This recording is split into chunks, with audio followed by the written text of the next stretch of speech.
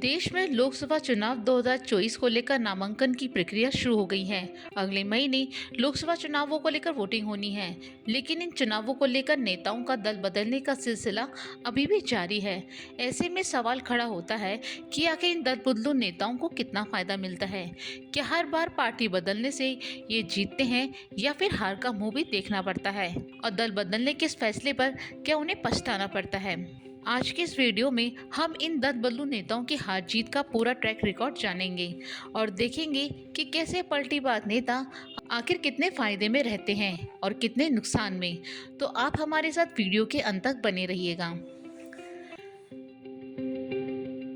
विधानसभा चुनाव हो या लोकसभा चुनाव, हर चुनावों में कुछ बदले या ना बदले, लेकिन कुछ दल बदलू नेता पार्टियां जरूर बदल लेते हैं। उन्हें लगता है कि पार्टी बदलने से वो अपनी हार को जीत में बदल लेंगे, लेकिन ये सामने आया है कि चुनाव में पाला बदलकर लड़ने वाले कैंडिडेट की सफलता दर में लगातार कमी आती जा रही है। लोकसभा चुनाव के विश्लेषण से पता चलता है कि हाल ही के चुनावों में दल बदलू उम्मीदवारों का स्ट्राइक रेट 15% से कम थी, जबकि 1960 के दशक से ये औसतन लगभग 30% थी। इस अध्ययन में केवल वो नेता शामिल हैं जो आम चुनावों में पार्टी बदलकर चुनाव लड़े हैं।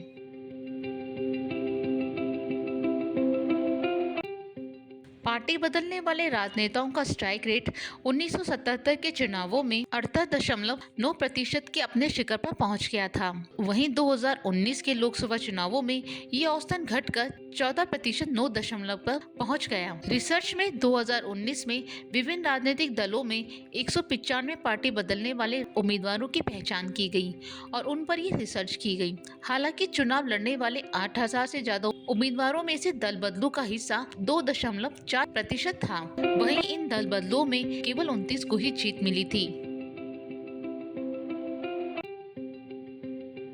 2004 के दल बदलू उम्मीदवारों की जीत का प्रतिशत काफी ज्यादा था। उस समय इनकी संख्या 26.2% थी। 2004 में कुल उम्मीदवारों में से 3.9% दल बदलू थे।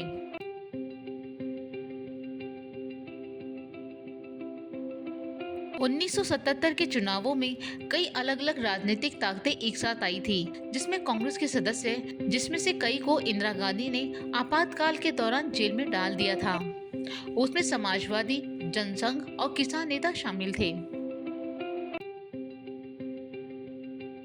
दल बदलू का सबसे ज्यादा हिस्सा 1980 में था। तब इंदिरा गांधी सत्ता में वापस आई थी।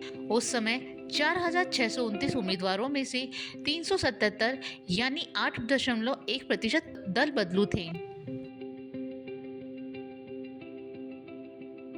ये संख्या 1977 में 2439 उम्मीदवारों में से 161 दल बदलू की संख्या से ज्यादा था। 1980 में दल बदलू की सफलता की दर 20.69% से कम थी। ये लगातार 3 चुनावों में 15% से कम रही। वहीं भारतीय जनता पार्टी ने अपना पहला चुनाव 1984 में लड़ा। तब से कांग्रेस के साथ तुलना करने पर अलग अलग रुझान दिखाई देते हैं। कांग्रेस ने 1984 में 32 दल बदलू उम्मीदवारों को मैदान में उतारा था। उनमें से 26 जीते थे। वहीं 1984 में कांग्रेस के लिए दल बदलू उम्मीदवारों की सफलता का दर 81.3% हो गई। ये सफलता इंदिरा गांधी की हत्या के बाद कांग्रेस के पक्ष में सहानुभूति लहर की वजह से मिली थी, जिससे पार्टी को 400 से ज्यादा सीटें जीतने की मदद मिली थी। वहीं भाजपा के गठन के बाद से कुल 62 उम्मीदवारों ने पहले के चुनावों में किसी अलग झंडे के तले चुनाव लड़ा था। 1984 में भाजपा की सफलता की दर उनके बीच 0% थी। हालांकि बाद के दिनों में भाजपा की संख्या बढ़ती गई और कांग्रेस की घटती गई। 2019 में भाजपा में ऐसे सफल उम्मीदवारों की हिस्सेदारी 56.5% थी, जबकि कांग्रेस में महज 5% थी। 2014 की तुलना में 2019 में दल बदलू उम्मीदवारों की जीत की प्रतिशत में कमी आई। भाजपा में दल बदलू उम्मीदवारों की 2014 लोकसभा चुनावों में 66.7% सफलता दर थी, जबकि कांग्रेस में महज 5.3% दल बदलू ही जीते थे। अब 2024 के चुनावों में भी कई नेताओं ने अपना पाला बदला है। तो चलिए जानते हैं कि वो कौन से सांसद हैं और वो किस पार्टी में चले गए हैं।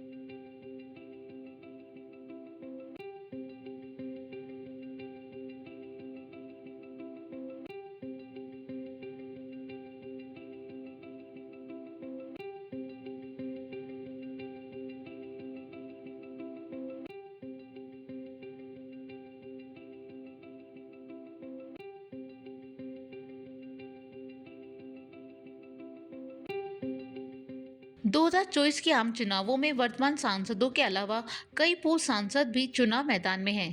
कुछ ऐसे हैं जिन्होंने हाल ही में पार्टियां बदली है।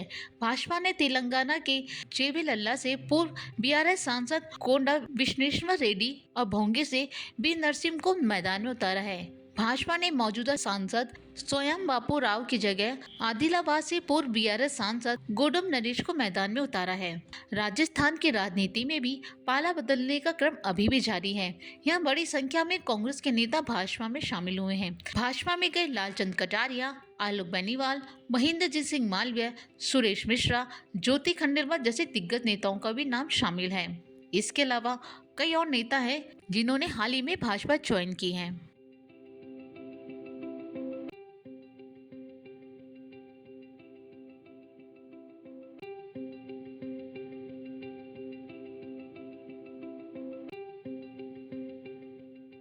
पूर्व केंद्रीय मंत्री स्वर्गीय नाथूराम मिर्धा की पार्टी और नागौर से ही सांसद ज्योति मिर्धा ने भाजपा की सदस्यता ग्रहण की है और कांग्रेस का हाथ पूरी तरह से छोड़ दिया है।